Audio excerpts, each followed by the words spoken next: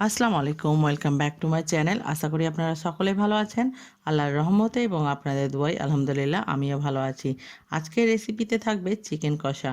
বন্ধুরা, চিকেনের সমস্ত রেসিপির মধ্যে চিকেন কষা কিন্তু খেতে অতি সুস্বাদু লাগে এবং তৈরি করাও কিন্তু বন্ধুরা এটা খুবই সহজ।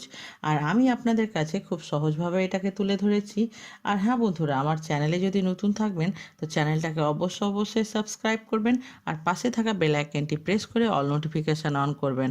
তাহলে চলুন দেখা যাক। এখানে আমি নিয়েছি প্রায় 600 গ্রামের মতো চিকেন এবং চিকেনটাকে আমি আগে থেকে ভালোভাবে ধুয়ে নিয়েছি। দিয়ে দিব এক টুকরো লেবুর রস। তারপরে আমি দিয়ে দিব সামান্য পরিমাণে লবণ। লবণটা আমি এখানে অল্প দিব কারণ রান্না করার সময় বাকি লবণটা দিয়ে দিব। দেওয়া হয়ে গেলে আমি সমস্তটাকে ভালোভাবে ম্যারিনেশন করে নিব, যেন লবণ এবং লেবুর রসটা ভালোভাবে চিকেনের গায়ে লেগে যায়। মাখানো হয়ে গেলে আমি এটাকে ঢাকা দিয়ে 30 মিনিটের জন্য সাইডে রেখে দিব বা রেস্টে রেখে দিব। 30 মিনিট পরে ফিরে এলাম। এবার আমি বাকি প্রিপারেশনটা করে নিব। আমি গ্যাসে কড়াই চাপিয়ে দিয়েছি এবং কড়াইয়ে দিয়ে দিব পরিমাণ মতো সরিষার তেল। এখানে প্রায় 50 গ্রাম চাইতে বেশি সরিষার তেল আছে। তেলটা গরম হয়ে গেলে দিয়ে দিব আমি ফোড়নের জন্য গোটা জিরে, তারপরে 4টা বড় সাইজের পেঁয়াজ কুচি। পেঁয়াজটাকে আমাকে গোল্ডেন ব্রাউন করে ভেজে নিতে হবে। যখন হালকা গোল্ডেন ব্রাউন হয়ে যাবে সেই পর্যায়ে অ্যাড করব 2 টেবিল চামচের মতো আদা রসুন বাটা। বন্ধুরা, আমার চিকেনের পরিমাণ যতটা আছে সেই পরিমাণ অনুযায়ী আমি সমস্ত মশলা ব্যবহার করছি। এখানে আছে কাঁচা জিরে গুঁড়ো, কাশ্মীরি লঙ্কার গুঁড়ো, হলুদ গুঁড়ো, ঝালের জন্য লঙ্কা গুঁড়ো, ভাজা জিরে গুঁড়ো, লবণ, কাঁচা ধনে গুঁড়ো এবং ভাজা ধনে গুঁড়ো। সমস্ত গুঁড়ো মশলাটাই আমি এখানে দিয়ে দিব। আমি আবারও বলি যে আমার যতটা চিকেন আছে সেই পরিমাণ অনুযায়ী আমি এখানে গুঁড়ো মশলা বা পেঁয়াজ বা আদা রসুন বাটাটা ব্যবহার করেছি। মশলাটা যেন না লেগে যায় তার জন্য আমি এখানে অল্প পরিমাণ জল দিয়ে দিলাম।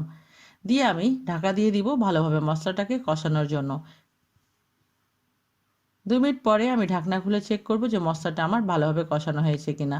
আমার 50%-এর মতো মশলাটা কষানো হয়েছে। আমি আবারও ঢেকে দিব প্রায় 2 মিনিটের জন্য।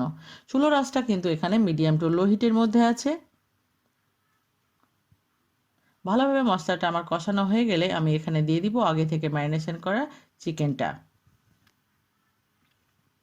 চিকেনটা দিয়ে আমি ভালোভাবে মশলার সঙ্গে মিশিয়ে নিব, যেন সমস্ত চিকেনটাই মশলার সঙ্গে ভালোভাবে মিশে যায়। আমি ঢাকা দিয়ে দিব 4 থেকে 5 মিনিটের জন্য। 4 থেকে 5 মিনিট পরে দেখতে পাচ্ছেন চিকেন থেকে কিন্তু হালকা হালকা জল ছাড়তে লেগেছে। ঢাকা দিয়ে চিকেনটা রান্না করলে কি হবে যে জল ছাড়বে এবং সেই জলেই কিন্তু চিকেনটা কুক হয়ে যাবে। আবার আমি ঢাকা দিয়েছিলাম, ঢাকা খুলে আমি চেক করব এবং চিকেনটাকে ভালোভাবে নেড়ে নিব। এই চিকেনটা কিন্তু হাই হিটে রান্না করা যাবে না, এটাকে মিডিয়াম টু লো হিটের মধ্যে রান্না করতে হবে, নইলে কিন্তু নিচে থেকে লেগে যাবে। আবার আমি ভালোভাবে মিশিয়ে নিব। ভালোভাবে নেড়ে ছেড়ে আমি এটাকে আবারও ঢাকা দিয়ে দিব।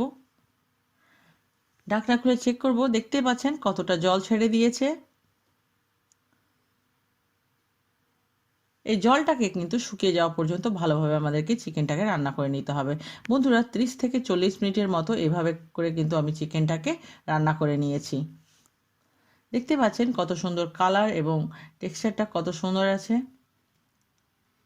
চিকেনের কিন্তু জলটা অলমোস্ট শুকিয়ে গেছে। সাইডে যে সমস্ত দেখা যাচ্ছে ওটা কিন্তু তেল আছে। আবারও আমি চিকেনটাকে ঢাকা দিয়ে দিলাম প্রায় 2 থেকে 3 মিনিটের জন্য। 2 থেকে 3 মিনিট পরে চিকেনটা আমার 80% কুক হয়ে গেছে এবং রান্নাও হয়ে গেছে। এই পর্যায়ে আমি অ্যাড করব 1 চামচের মতো গরম মশলা গুঁড়ো। আপনাদের কাছে যদি চিকেন মশলা থাকে সেই পর্যায়ে চিকেন মশলাটাও অ্যাড করতে পারেন। দিয়ে দিব বেশ খানিকটা ধনেপাতা কুচি। দিয়ে আমি চিকেনটাকে ভালোভাবে মিশিয়ে নিব। বন্ধুরা, এই রান্নাটা করার সময় কিন্তু আমি কোনো প্রকারের জল ব্যবহার করিনি। জল না ব্যবহার করেই কিন্তু আপনাদেরকে এটা রান্নাটা করতে হবে, তবে কিন্তু চিকেনটা খেতে বেশ ভালো লাগবে। আর এই চিকেনটা রুটি, পরোটা, গরম ভাতের সঙ্গে বেশ খেতে ভালো লাগবে। আমি গ্যাসটা বন্ধ করে 5 মিনিটের জন্য ঢাকা দিয়েছিলাম। এবার আমি এটাকে পরিবেশন করব। দেখতে পাচ্ছেন কত লোভনীয় তৈরি হয়ে গেছে। আমার এই রেসিপি আপনাদের কাছে কেমন লাগলো অবশ্যই আমাকে কমেন্ট করে জানাবেন। আর আমার যে কোনো রেসিপি নিয়ে যদি আপনাদের কোনো প্রশ্ন থাকে তো অবশ্যই আমাকে কমেন্টে লিখবেন। আর ভালো খান, সুস্থ থাকুন, আপনাদের দোয়াই আমাকে মনে রাখতে ভুলবেন না।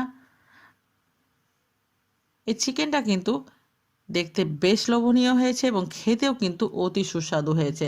বন্ধুরা, আমি যেভাবে চিকেনের রেসিপিটা দেখালাম একবার হলেও আপনারা ট্রাই করবেন, তবে কিন্তু বুঝতে পারবেন যে স্বাদটা কতটা আলাদা।